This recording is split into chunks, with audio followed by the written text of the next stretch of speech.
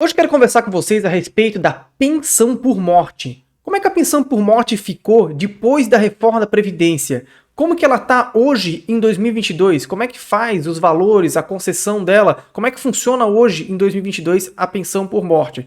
É sobre esse assunto que eu quero tratar com vocês aqui de uma forma bem simples, bem didática, para que vocês de fato, definitivamente entendam como é que funciona a pensão por morte. Eu vou deixar aqui do lado um guia que vocês podem seguir para vocês se direcionar para um tema específico que vocês querem saber sobre a pensão por morte. Aí é só clicar no tempozinho que está aparecendo aqui do lado do tópico que vocês querem saber, que vocês vão ser direcionados diretamente para esse momento do vídeo. Beleza? Então vamos lá direto para o vídeo. Então vamos lá? Começando do começo aqui, vamos falar sobre o que é a pensão por morte, afinal.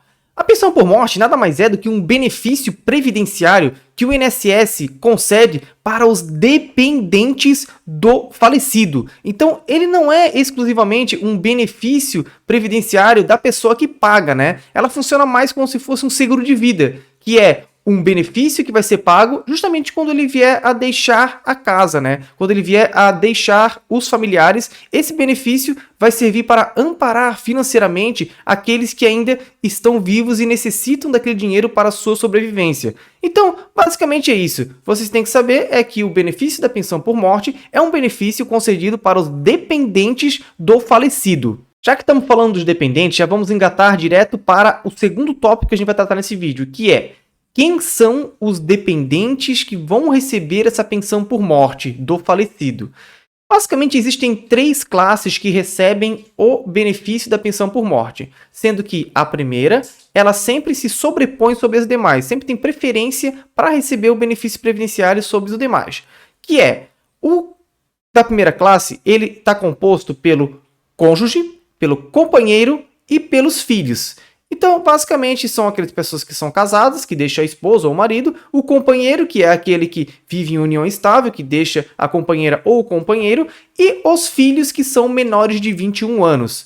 Ou, no caso de tiver filhos que são deficientes físicos, mentais ou intelectuais, que são aqueles que são realmente incapazes para a vida laboral do dia a dia, para se manter economicamente, esse filho ele não tem limite de idade, tá? Ele vai receber para toda a vida o benefício até que se venha a ter uma cura para essa deficiência dele, para que ele possa realmente trabalhar. Se ele nunca puder trabalhar, ele vai receber a vida inteira esse benefício. Beleza? E existe também um mito que eu queria tratar aqui, que é sobre o mito de o meu filho está fazendo faculdade, então ele pode receber benefício até os 25 anos. Isso de fato é um mito, tá? Porque a legislação é bem clara e os julgados dos tribunais também tratam sobre o assunto, que é o limite de 21 anos. Completou 21 anos, o benefício é cessado para os filhos do dependente. Existe essa situação dos 25 anos somente nos casos de pensão alimentícia. Talvez é isso que as pessoas confundem, né? Mas a pensão por morte não entra nessa situação dos 25 anos do filho que quer fazer a faculdade. Na segunda classe, nós temos os pais.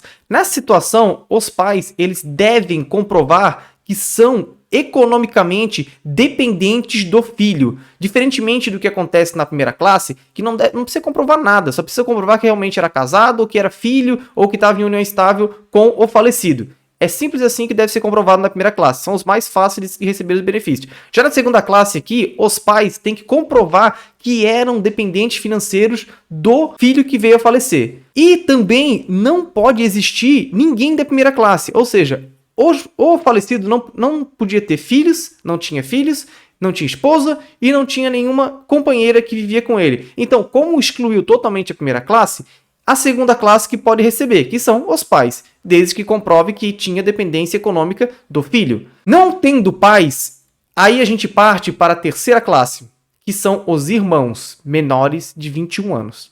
Nessa situação, é como se fossem os filhos, tá? A regra é a mesma dos filhos do falecido. Então, como é que funciona? Se não tiver companheiro, não tiver cônjuge, e não tiver filhos, e ele não tiver pais, a terceira classe que vai receber, que são os irmãos menores de 21 anos, ou os irmãos que têm alguma deficiência física, mental ou intelectual que incapacite ele para o trabalho.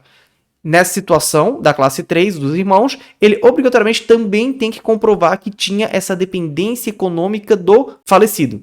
Agora vamos tratar no segundo tópico a respeito de quais os requisitos que são obrigatórios para que haja a concessão da pensão por morte para os dependentes, que basicamente são 3 requisitos. O primeiro, que é o mais óbvio, que é a comprovação do óbito do segurado. Ou seja, tem que comprovar que a pessoa morreu. Então, basicamente, nessa situação, você vai utilizar uma certidão de óbito para juntar no processo administrativo do INSS para conseguir a concessão do benefício. Então, se não houver uma comprovação óbvia do óbito, tem que se comprovar uma morte presumida. O que significa isso? É mais fácil eu tratar isso de uma forma com um exemplo. Que, por exemplo, naquela situação da catástrofe que aconteceu em Brumadinho, que estourou lá as questões ali das barragens da Vale, e aconteceu de muita gente sumiu, desapareceu. Ninguém sabe realmente se a pessoa morreu, mas muitos familiares sabiam que tinham pessoas que moravam ali perto, que foram soterradas por aquela situação. Então, como presume-se que aquelas pessoas estavam ali e realmente elas desapareceram, então aquilo dali é declarado judicialmente como uma morte presumida. Nessa situação, não tem necessidade de comprovar o óbito, mas sim uma morte presumida. Então, vocês têm que saber disso, são as duas situações, comprovar a morte presumida ou, de fato, o óbito através de uma certidão de óbito. A segunda situação, que é a que geralmente dá um pouco mais de problema para comprovar no INSS, que é a respeito da qualidade de segurado. Se a pessoa estava trabalhando ou estava recebendo o benefício do INSS, não tem problema. Aí fica fácil. Simplesmente você vai dar entrada porque a pessoa vai ter qualidade segurada porque estava recebendo o benefício do INSS e estava trabalhando. Então, obrigatoriamente, ela tinha qualidade segurada para gerar a pensão por morte. Agora, se ela não estava trabalhando e nem recebendo benefício, a gente tem que analisar se ela tinha qualidade de segurado. Como é que a gente vai fazer isso? Basicamente, a gente vai pegar assim. Vamos supor que ela está há 12 meses sem trabalhar. Se ela está 12 meses sem trabalhar, ela ainda tem a qualidade segurada.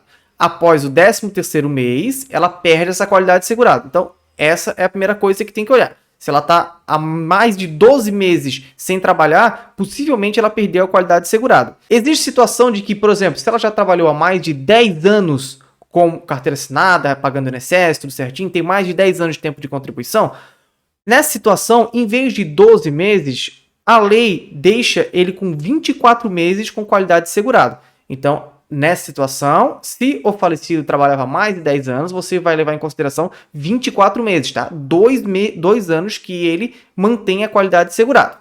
Beleza? E agora uma terceira situação, que é adicionado 12 meses em cima dos tempos acima, eu comentei anteriormente. Então, assim, se ele sofreu, por exemplo, um desemprego involuntário, foi mandado embora, estava recebendo seguro-desemprego, ele recebe um acréscimo de 12 meses de qualidade segurada.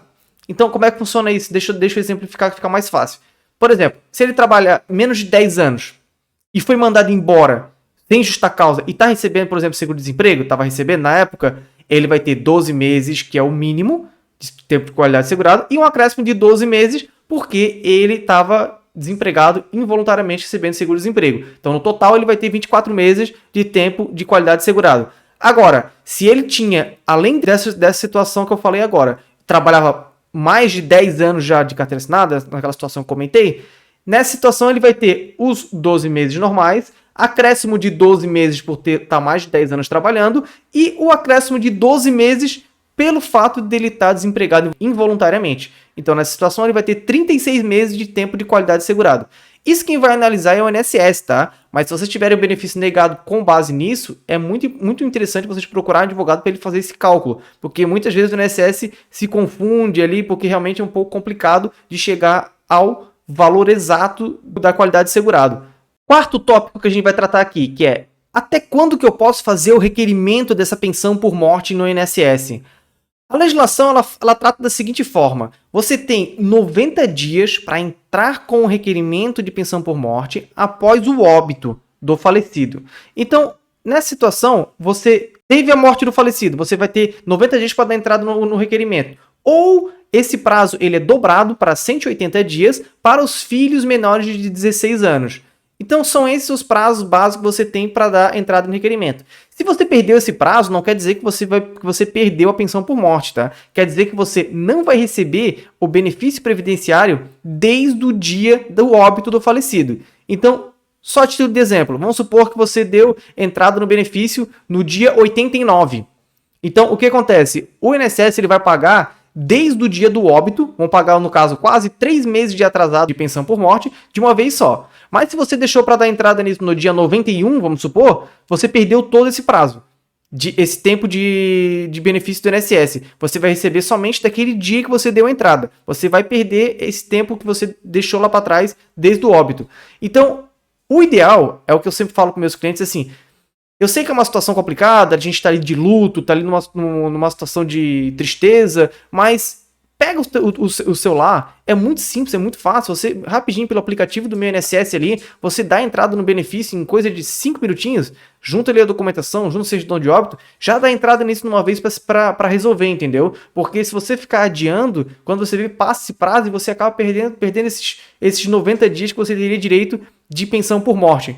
Então, é muito importante, ou pelo menos alguém fazer isso pelas pessoas que estão ali de luto, né? Para tentar ajudar. Vamos para o quinto tópico desse nosso vídeo, que é até quando que a gente pode receber essa pensão por morte? Diferentemente do que acontecia antigamente, antes da reforma da Previdência, agora, dependendo da situação, você não vai receber a pensão para sempre, tá? Você vai receber somente por um determinado período. Então, deixa eu passar para vocês aqui, eu vou colocar aqui do lado uma tabela, que é a tabela que a gente segue para saber exatamente quanto tempo que a gente vai receber de acordo com a nossa situação. Então deixa eu ler aqui com vocês para a gente acompanhar junto. Então vamos lá. Se a idade do cônjuge for menos de 22 anos, ele vai receber somente por 3 anos o benefício. Se for de 22 a 27 anos, vai receber por 6 anos. De 28 a 30 anos, vai receber durante 10 anos o benefício. Se tiver de 31 a 41 anos, vai receber 15 anos de tempo de pensão por morte. De 42 a 44 anos, vai receber por 20 anos. E se a pessoa tiver mais de 45 anos, o cônjuge ou companheiro, vai receber vitaliciamente. É a única forma de receber para sempre o benefício do INSS, da pensão por morte, é se realmente o cônjuge tiver mais de 45 anos de idade. Sexto e penúltimo tópico que nós vamos tratar aqui, que é qual que é o valor da pensão por morte que vai ser pago? Que, na minha opinião, foi um dos pontos mais afetados pela reforma, que foi um dos mais prejudicados, tá? Então, como é que vocês vão calcular o valor da pensão por morte? Você vai analisar qual que é o valor da aposentadoria que o falecido estava recebendo. Se ele não estava recebendo aposentadoria, você vai calcular qual que seria o valor da aposentadoria por invalidez que ele teria direito se ele estivesse vivo. Essas são as duas bases de cálculo que são utilizadas pela lei para chegar ao valor da pensão por morte. Então vamos supor aqui que, no caso, ele está recebendo R$ 1.500 de aposentadoria, ou teria direito a R$ 1.500 de aposentadoria por invalidez. Nessa situação, como é que vai ser calculado? A gente vai basicamente tirar 50% desse valor, isso mesmo, 50%, a gente vai reduzir. Então, chegando nessa redução de 50%, a gente vai chegar no valor de R$ 750, que é esse nosso exemplo. Com esse valor em mãos, o que a gente faz? A gente vai adicionar 10% para cada dependente do segurado, do falecido. Então, como geralmente acontece de ter pelo menos uma esposa ou um companheiro para receber esse benefício, então sempre vai ser no mínimo 60% que você vai receber. Nesse nosso exemplo, como a gente estava recebendo R$ 750, acrescidos 10% no nosso exemplo aqui, vamos ter mais R$ 150 que vai ser adicionado. Então 750 mais 150, estaríamos em R$ 900 do benefício. Agora, se ele tiver outros filhos ou outros dependentes que iriam receber essa pensão, vai acrescendo sempre 10% em 10% até chegar no valor cheio de 100%. Então vamos supor que para receber os 100% do benefício, obrigatoriamente tem que ter 5 dependentes, que seriam, vamos supor, um exemplo aqui, a esposa e 4 filhos. Então temos aqui 5 dependentes do benefício. Então nessa situação, a gente conseguiria receber a pensão por morte integral. Agora, vai sempre reduzindo de 10% em 10%. No caso, por exemplo, de um filho que completou 22 anos, vamos supor, ele tinha 21, aí ele tinha direito a receber benefício, porque ele era um dependente menor de 21 anos. Se ele fez 22 anos, ele deixou de ser dependente. Então, reduz 10% do valor da pensão. E assim vai indo, geralmente até chegar aos 60%, que é os 50% de direito mais 10% da esposa. Que geralmente é assim que funciona na prática, né? Porque os filhos vão crescendo, vão superando os 21 anos de idade e eles vão sendo excluídos da base de cálculo da pensão por morte. É isso mesmo, é complicado porque reduziu muito, sabe, o valor da pensão por morte, muito mesmo. Porque hoje em dia o INSS simplesmente paga esses 60% e ainda, dependendo da situação, paga por tempo bem pequeno, conforme foi mencionado no tópico anterior ali, porque hoje tem prazos determinados dependendo da idade da pessoa que é dependente dele, né? O companheiro ou a companheira ou o cônjuge. Último tópico que nós vamos tratar aqui, que é: posso receber 2 pensões por morte?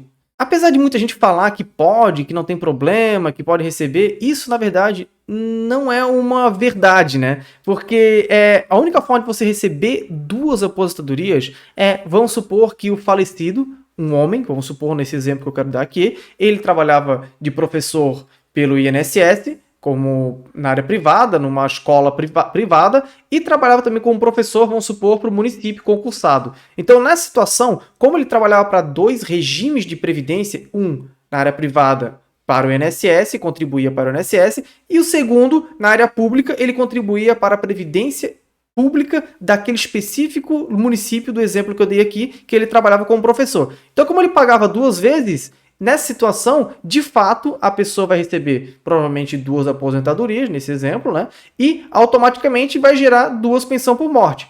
Uma pensão vai ser paga pelo INSS e outra pensão vai ser paga pelo órgão público que ele trabalhava. É só nessa situação que é possível acumular 2 pensões, tá? Então, depois de tudo que eu passei para vocês aqui, vocês têm conhecimento de como que ficou a pensão por morte depois da reforma da Previdência. Que, como vocês puderem ver, ficou bem assim complicado, né? Porque teve uma redução muito grande do valor, da quantidade de tempo que você pode receber. Realmente foi, na minha opinião, uma das coisas mais prejudicadas da reforma da Previdência. Que eu não vi muita gente dar ênfase, o pessoal fala muito da aposentadoria e tem que contribuir por 40 anos para se aposentar integral. Isso foi falado na mídia, né? Mas, de fato, assim, do meu ponto de vista, o mais prejudicado foi realmente a pensão por morte. Então era isso aqui que eu queria conversar com vocês hoje, tá? A respeito da pensão por morte mesmo. Se vocês puderem aí deixar um like aí se foi algo que vocês gostaram aqui do vídeo, se realmente eu agreguei com alguma coisa com vocês. Até deixar um comentário aí a respeito de o que vocês tiveram dúvida. Pode deixar aí embaixo que eu vou com certeza esclarecer para vocês o que eu puder. E eu fico por aqui então, tá, pessoal? Espero que vocês tenham gostado e até a próxima. Valeu, um abraço!